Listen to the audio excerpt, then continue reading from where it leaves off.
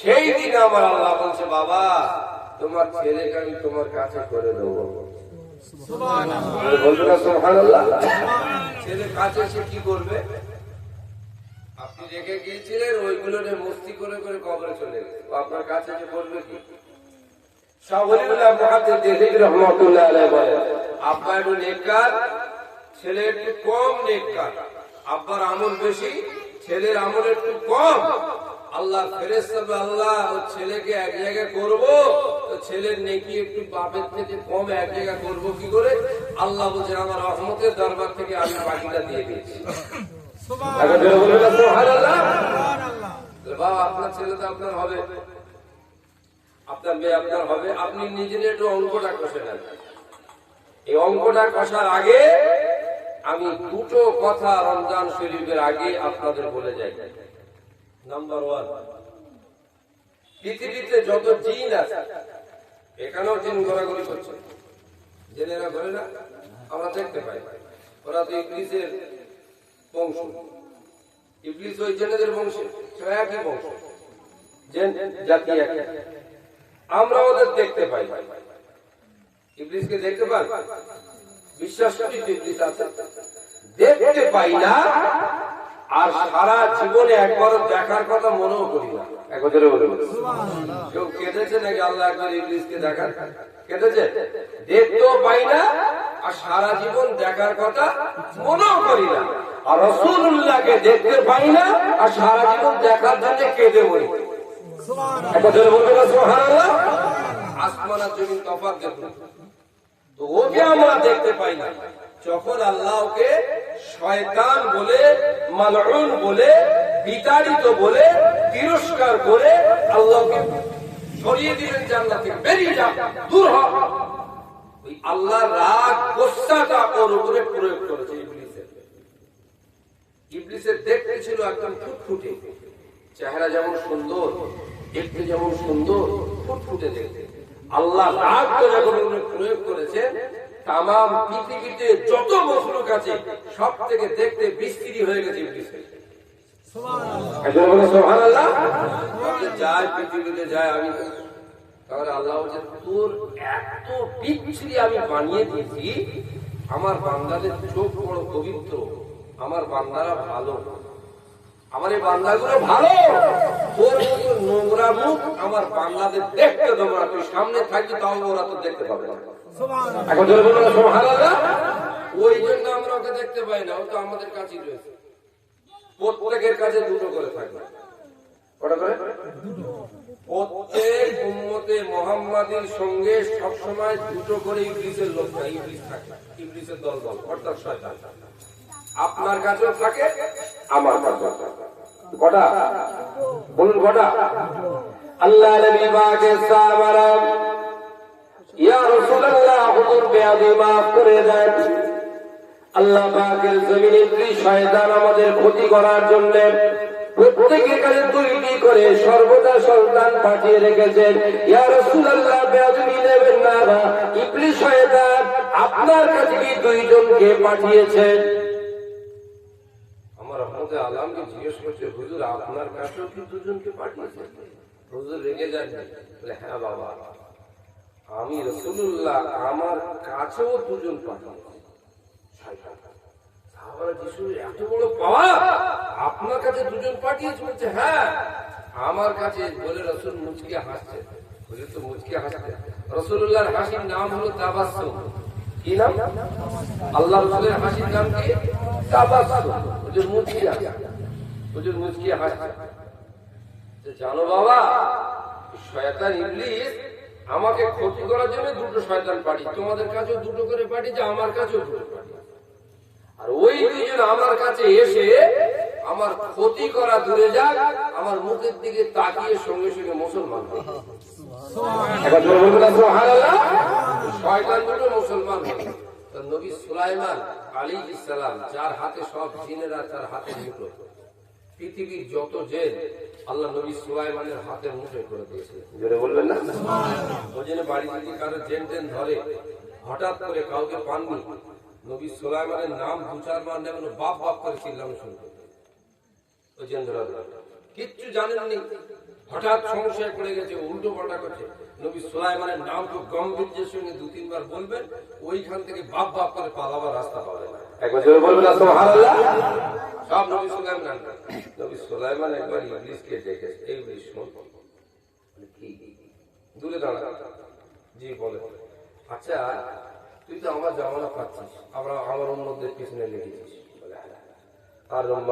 তারপরে নবী, তারপরে নবী, তারপরে নবী, তারপরে নবী, তুই এটা মাথায় রাখিস, একেবারে লাস্টে যে নবীটা আসবে তিনি শেষ জামানার নবী।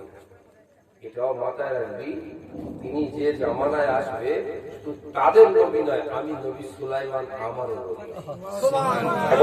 সুবহানাল্লাহ। সেই নবীটারে কত বড়, আমি নবী সুলাইমান আমাদেরও নবী।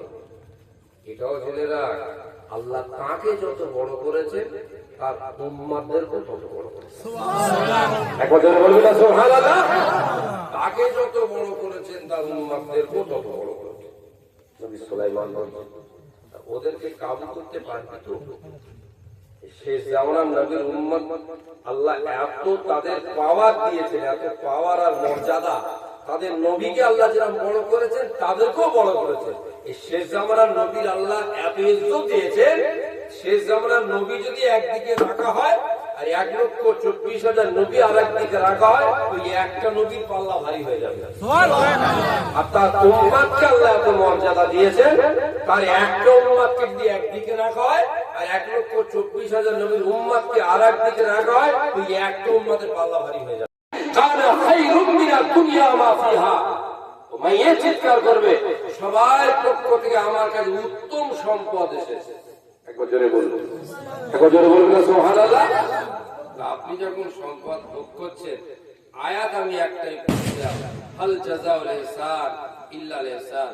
তোমার বাপ খেটে খেয়ে না খেয়ে তোমার জন্য যতটুকু পেরেছে তোমার ভালোর জন্যই করে গেছে, তুমি তার ভালোটা করলে না, ভালোর প্রতিদান তুমি দিলে না, বাপে রেখে যাওয়া ইটগুলোর প্রতিদান দিলে না, বাপে রেখে যাওয়া গাছগুলোর প্রতিদান দিলে না, বাপে রেখে যাওয়া জমিগুলোর প্রতিদান দিলে না, বাপে রেখে যাওয়া অর্থগুলোর প্রতিদান দিলে না, বাপে রেখে যাওয়া মেহনতের প্রতিদান দিলে না, মায়ে রেখে যাওয়া দুধ খাওয়া রক্তের ব্লাডের প্রতিদান দিলে না, তুমি কি ছেলে? শের খোদা আলী হায়দার রাদিয়াল্লাহু তাআলা আনহু এই ছেলেদের সম্পর্কে কি বলেছে দেখুন। কোন নবী বলেছে আপনাকে এসব করতে মানা? শের খোদা আলী হায়দার রাদিয়াল্লাহু তাআলা আনহু কি বলছেন দেখুন। বলছে, বাবা হোসেন। জি আব্বা। ও একটা কথা শোনো। আচ্ছা হোসেন, ইন্নী ওয়াইজুন মুআদ্দাবুন, আমি তোমার আব্বা, বক্তা আবার তোমার শিক্ষক। আমি তোমার কাছে বক্তব্য দেবো আবার শিক্ষা দেবো। তুমি ছাত্র আর আমি তোমার আব্বা হযরত আলী শিক্ষক। আমরা বাপ বেটা ছাত্র শিক্ষক হয়ে আমি তোমার কিছু শেখাবো। একবার ধরে বলুন, ইন্নী ওয়াইজুন মুআদ্দাবুন। হ্যাঁ আব্বা জান বলুন। অনেক কথা বলেছেন, বলতে বলতে বলছে, জানো হোসেন, কিছু লোকের মাথায় বুদ্ধি শুদ্ধি কিচ্ছু নেই, তারা খুব নির্বোধ, বুদ্ধি কম। কোন লোক আব্বা? বলছে, সে দুনিয়া থেকে কবরে যাওয়ার আগে তার নিজের কারোর জন্য কিছু না রেখে দিয়ে সে দুশ্মনের জন্য সম্পদ রেখে দেয়। একে কি বলবে? বলছে নির্বোধ বলবো না কি বলবে? না কি বলবে? নির্বোধ বলবে। যে নিজের জন্য না, নিজের কারোর জন্য না রেখে দুশ্মনের জন্য রেখে গেছে, জমি জায়গা ঘর বাড়ি টাকা পয়সা। আপনার তাকে কি বলবেন? দুশ্মন। আচ্ছা আপনাদের এরকম লোক কই? দেখতে পাচ্ছ না? ইমাম হোসেনকে হযরত আলী হুজুর বলছেন দেখতে পাচ্ছ না? কই আপনাদের এরকম লোক তো নেই। আর আমি দেখাচ্ছি।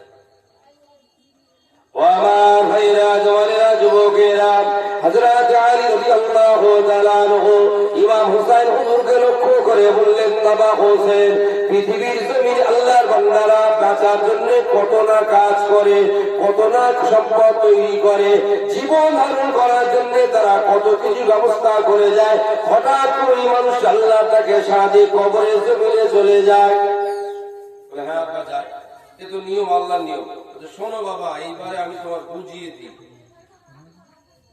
আল্লাহর কত বান্দা এমন আছে ইন্তেকালের পরে, যারা কবরে জমিনে যাওয়ার পরে আল্লাহর আযাবের সাজাতে গ্রেফতার হয়ে যায়। ও বাবা ছেলে, আল্লাহর কত বান্দা যারা আল্লাহর আযাবে শাস্তিতে কবরে জমিনে গ্রেফতার হয়ে যায়। কত মানুষ আছে কবরে জমিনে ভালো থাকে, আর কতজন আছে পেটানি খায়, সাজা খায়, শাস্তি খায় কবরের জন্য। হ্যাঁ আব্বা। আচ্ছা তুমি বলো হোসেন, কারোর বাপকে যদি কেউ পেটাই দেয়, মারে, আর তার ছেলে যদি চুপ করে থাকে, কিছু না বলে আর না একটুখানি ছাড়ায়, চুপ করে দাঁড়িয়ে দেখে, ওই ছেলেটা বাপের দুশ্মন হবে? হ্যাঁ না? হ্যাঁ আব্বু, তো বাপের বড় দুশ্মন, ওর বাপকে মারবার চুপ করে থাকবে? পৃথিবীর জমিনে এমন অনেক সন্তান পাওয়া যাবে, ছেলে পাওয়া যাবে, তার আব্বা কবরে জমিনে গ্রেফতার হয়ে খোদার আযাবে পেটাই খায়, আর তার পরিবার বাচ্চাগুলো নিশ্চিন্তায় বেড়ায়, আব্বা জানের কথা মনে করে না। ওরে বাবা ছেলে রে, এই সন্তানগুলো ওই বাপের সম্পদ ভোগ করে, আর তার আব্বা আল্লাহর আযাবে গ্রেফতার হয়ে সাজা পায়, একবারে চোখে মনেও করে না আব্বাটা কেমন আছে। আব্বার খোদার দরবার থেকে ছাড়ানোর জন্য, আযাব গজব থেকে একটু নাজাতের জন্য ব্যবস্থা করে না। আমি আলী বলে যাচ্ছি, পৃথিবীর জমিনে, আখিরাতের জমিনে আল্লাহ যত বান্দা আছে কিয়ামতের ময়দানে, ওই বাপের সবথেকে বড় দুশমন হলো তার রেখে যাওয়া বেটা।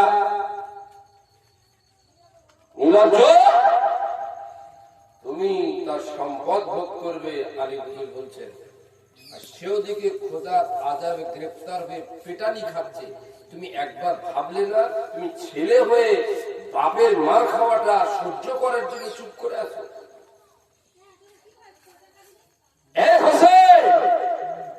এই বাপগুলো বড় নির্বোধ, আল্লাহর পথে না ব্যয় করে সন্তানদের জন্য রেখে গেছে।